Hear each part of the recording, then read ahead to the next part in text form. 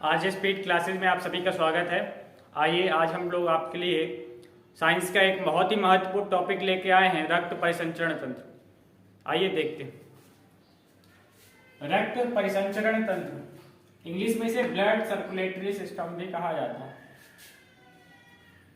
रक्त परिसंचरण तंत्र का मतलब है ब्लड या रक्त का परिसंचरण, मतलब होता है शरीर में आवागमन करना या घूमना।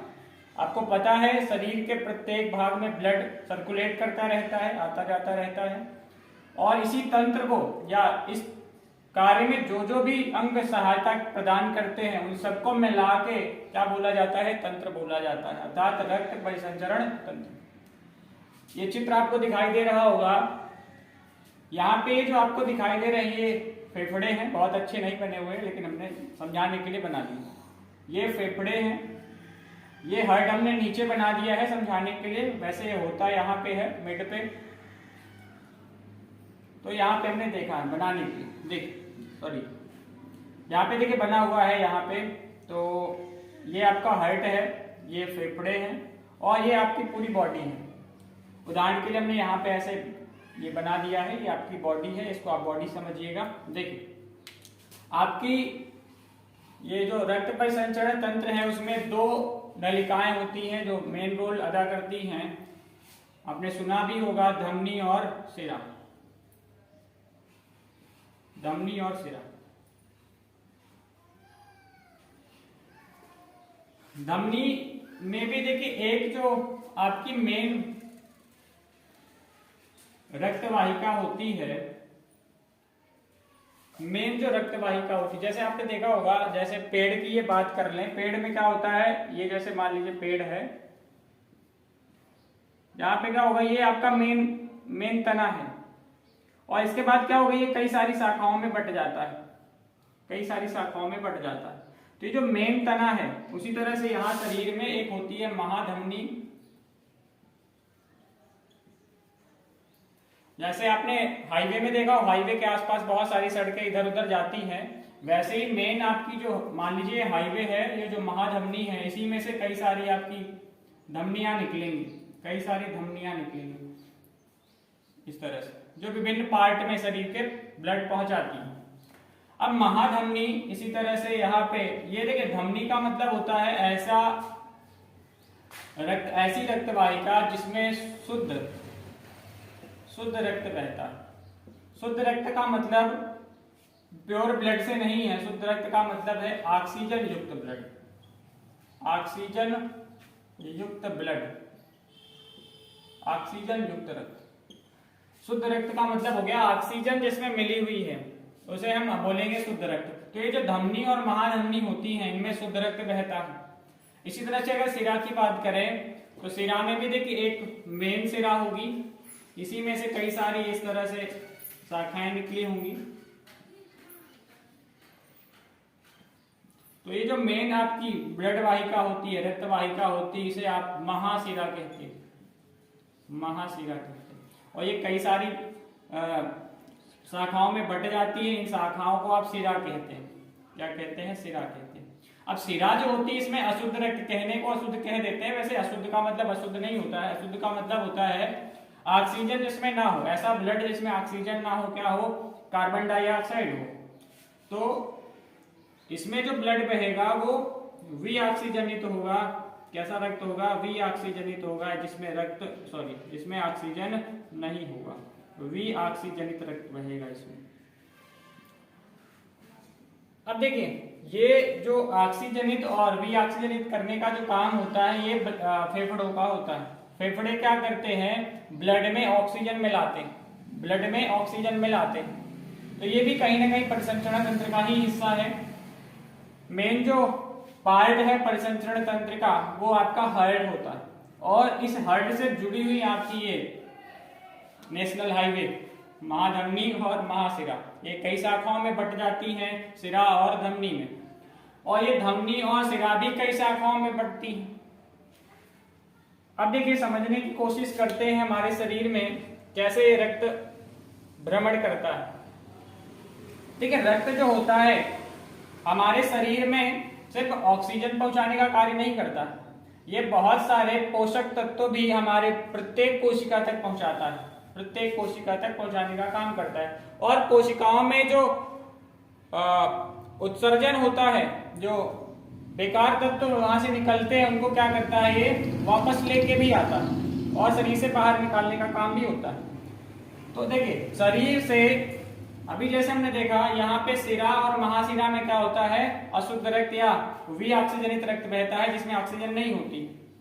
तो ये विऑक्सीजनित रक्त आपका कहाँ आएगा, पूरे शरीर से इकट्ठा होके इस महासिरा में आएगा। और महासिरा से ये ब्लड, देखिए हार्ट में 4 भाग होते हैं, हार्ट में देखिए 4 भाग होते हैं या 4 कक्ष कह सकते हो। कितने कक्ष होते हैं, 4 कक्ष होते हैं। 4 क्या होते हैं, कक्ष होते हैं। देखिए जो ये ऊपर वाला पार्ट होता है, ये 2 भाग ऊपर हैं और 2 भाग नीचे हैं, 2 कक्ष ऊपर है और 2 कक्ष नीचे हैं। तो ये जो 2 कक्ष हैं इनको क्या कहा जाता है, इनको कहा जाता है आलिंद। क्या कहा जाता है, आलिंद कहा जाता है। ये क्या है, आलिंद है। और नीचे, नीचे क्या होता है, देखो नी से होता है नीचे और नी से होता है निलय। तो ध्यान रखिएगा नीचे क्या होता है, निलय होता है। नीचे क्या होता है, निलय होता है। अब इनमें भी जो बाईं तरफ देखिए 2 निलय हैं, 2 आलिंद हैं। तो जो दाईं तरफ है उसको दायां आलिंद, या जो बाईं तरफ है उसको बायां आलिंद बोलेंगे। जो दाईं तरफ है उसको दायां निलय और जो बाईं तरफ है उसको बायां निलय बोलेंगे। देखिए इसको हमें अपने हिसाब से नहीं देखना है।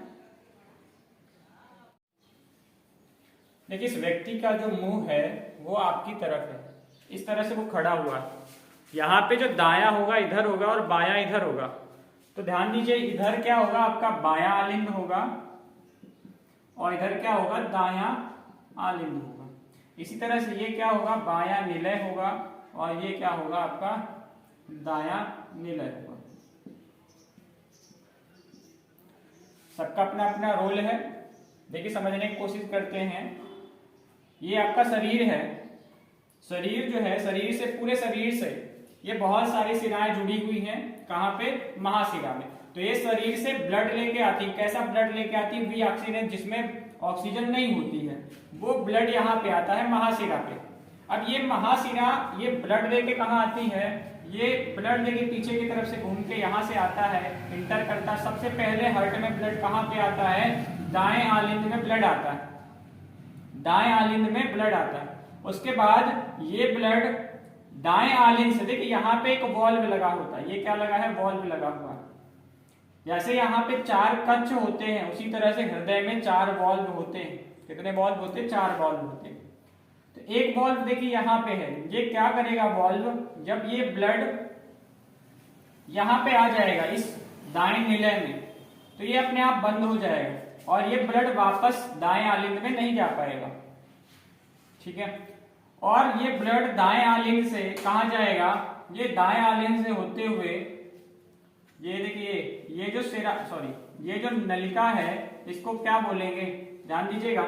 जैसे यहाँ पे महासिरा में हमने देखा कि ऐसा ब्लड बहता है जिसमें ऑक्सीजन नहीं होती है, लेकिन ये जो नलिका है जो फेफड़ों तक लेके जाती है, फेफड़ों को देखिए फुफ्फुस भी कहा जाता है। क्या कहा जाता है, फुफ्फुस कहा जाता है। इंग्लिश में लंग्स बोलते हैं, लंग बोलते हैं।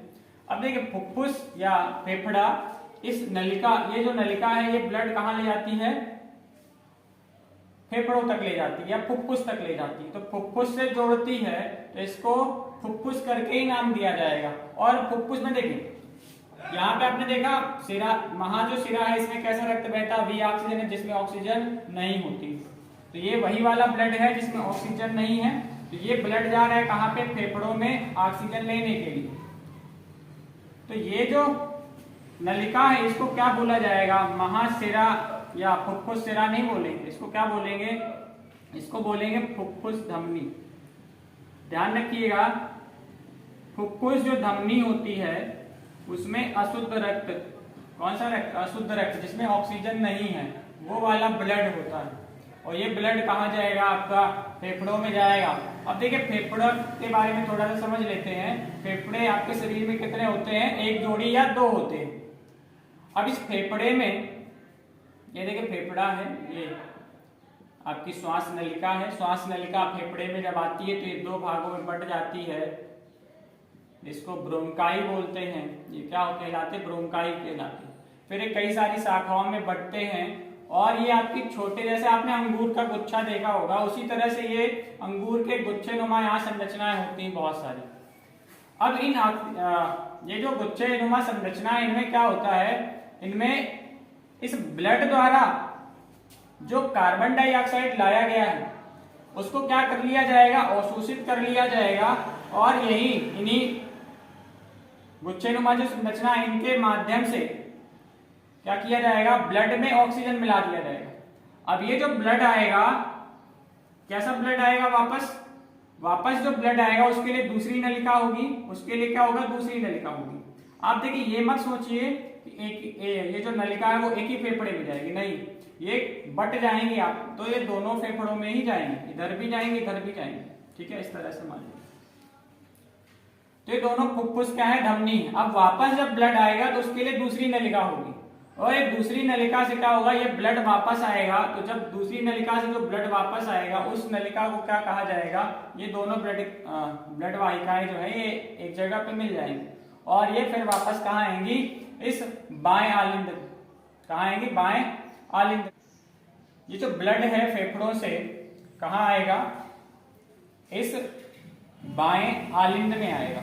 ये दोनों ही एक जगह पे मिलेंगी और ये ब्लड कहाँ आ जाएगा? ये देखिए यहाँ पे नलिका बनी हुई है, तो ये ब्लड किस में आ जाएगा? बाएं आलिंद में आ जाएगा। बाएं आलिंद में आने के बाद ये ब्लड कहाँ आ जाएगा? बाएं निलय में आ जाएगा। कहाँ आएगा? बाएं निलय में आएगा। और इस बाएं निलय से देखिए, ये देखिए तीर बनी हुई है, ये ब्लड यहाँ पीछे से एक वेसल्स, एक नलिका गई है और इस नलिका के माध्यम से ये कई सारी शाखाओं में बट करके, क्योंकि ये है क्या? ये है आपकी महाधमनी। ये महाधमनी कई धमनियों में बटेगी, कई भागों में बटेगी और पूरे शरीर में ब्लड पहुंचाएगी। तो इसके बारे में आप समझ गए होंगे। हार्ट के बारे में, हार्ट के बारे में अगर पूछा जाए तो हार्ट में कितने कक्ष होते हैं? 4 कक्ष होते हैं। भाग अगर पूछे जाए तो 2 ही भाग होते हैं मुख्यतः, आलिंद और नीचे वाले को निलय बोलते हैं। निलय के 2 भाग हो जाते हैं, जिसको दायां निलय और बायां निलय बोलते हैं। ऊपर भी 2 भाग हो जाएंगे, दायां आलिंद और बायां आलिंद हो जाएगा। और वैसे अगर इन फेफड़ों में जो है गुच्छेनुमा संरचना, इनकी बात करें तो ये कूपिकाएं कहलाती। क्या कहलाती है? कूपिकाएं कहलाती। तो इन कूपिकाओं में ही क्या होता है? ऑक्सीजन रक्त में मिलता है, ब्लड क्या हो जाता है? ऑक्सीजनित हो जाता है। ठीक है, आप समझ ही गए होंगे पूरी संरचना। अब देखिए एक बार यहाँ हृदय के बारे में और समझ लेते हैं। हृदय में हमने देख लिया, मानव शरीर की अगर बात करें, मनुष्यों की अगर बात करें तो आप ध्यान रखेंगे, पूछा जाएगा कि मनुष्य में कितने कक्ष होते हैं, तो 4 कक्ष होते हैं मनुष्य के हृदय में। और अगर पूछा जाए आपसे कि वॉल्व कितने होते हैं, तो 4 वॉल्व होते हैं। अब देखिए, अगर आप ये सोचें कि ये ब्लड आता जाता कैसे है, यहाँ कोई इंजन तो है नहीं कि पानी को सप्लाई करेगा, या कोई मोटर भी नहीं लगी हुई है, तो ये जो मोटर है, ये मोटर का काम कौन करता है? ये हृदय करता है। क्या करता है? ये हृदय ही मोटर का काम करता है। ये क्या करता है? इस ब्लड को शरीर के विभिन्न भागों में भेजता है और शरीर के विभिन्न भागों से वापस ब्लड को लेके आता है। तो ये काम किसका है? हृदय का ही। हृदय एक प्रकार से इंजन या मोटर की तरह ही काम करता है और इसका कोई दूसरा काम नहीं, सिर्फ ये ब्लड को भेजता है और वापस लाता है, ये इसका काम है। और ये काम देखिए कैसे करता है। यहां पे ब्लड में, हृदय में SA नोड पाया जाता है। SA नोड पाया जाता है। SA नोड क्या करता है? एक इलेक्ट्रिक या विद्युत उत्पन्न करता है। इस विद्युत के माध्यम से क्या होता है? ये जो हृदय है ये स्पंदन करता है। क्या करता है? स्पंदन करता है, इस तरह से। वैसे अगर हृदय की बात करें तो हृदय जो होता है महिलाओं में 240 ग्राम से 300 ग्राम तक, और पुरुष में ये हृदय 300 ग्राम या 280 ग्राम से लगा के 350 ग्राम के आसपास तक होता है। ये शरीर पे डिपेंड करेगा कि उसका साइज क्या होगा। वैसे ही बताया जाता है हृदय का जो साइज होता है वो लगभग मुट्ठी के बराबर होता है। तो ये मुट्ठी के बराबर ही है और इस तरह से स्पंदन करता है। स्पंदन कैसे करता है ध्यान समझिएगा। ये ब्लड देखिए यहाँ पे आया, अब क्या होगा, ये जो दायां आलिंद है ये इस तरह से सिकुड़ जाएगा। जैसे ये सिकुड़ेगा, आपने देखा होगा गुब्बारे को अगर आप दबा दें तो उसकी हवा जो है वो बाहर निकल जाएगी। उसी तरह से यहाँ पे जब आप ये आलिंद को ऐसे करके दबाएंगे या स्क्वीज करेगा, ये स्पंदन करेगा, ये सिकुड़ेगा, तो क्या होगा, ये जो ब्लड है ये कहाँ आ जाएगा, दाएं निलय में आ जाएगा। और फिर इसके बाद जब एक दायां निलय सिकुड़ेगा, देखिए यहाँ पे आपका वॉल्व लगा हुआ है, वॉल्व की वजह से ये ब्लड इधर नहीं जाएगा। जब ये सिकुड़ेगा तो ये ब्लड कहाँ जाएगा, आगे वाहिकाओं में जाएगा। किस वाहिका में जाएगा, फुफ्फुस धमनी में जाएगा। फिर इसके बाद ये ब्लड वापस आएगा कहाँ, बाएं आलिंद में। बायां आलिंद क्या करेगा, सिकुड़ेगा, तो ये ब्लड कहाँ जाएगा, बाएं निलय में आ जाएगा। ये वॉल्व क्या होंगे, बंद हो जाएंगे।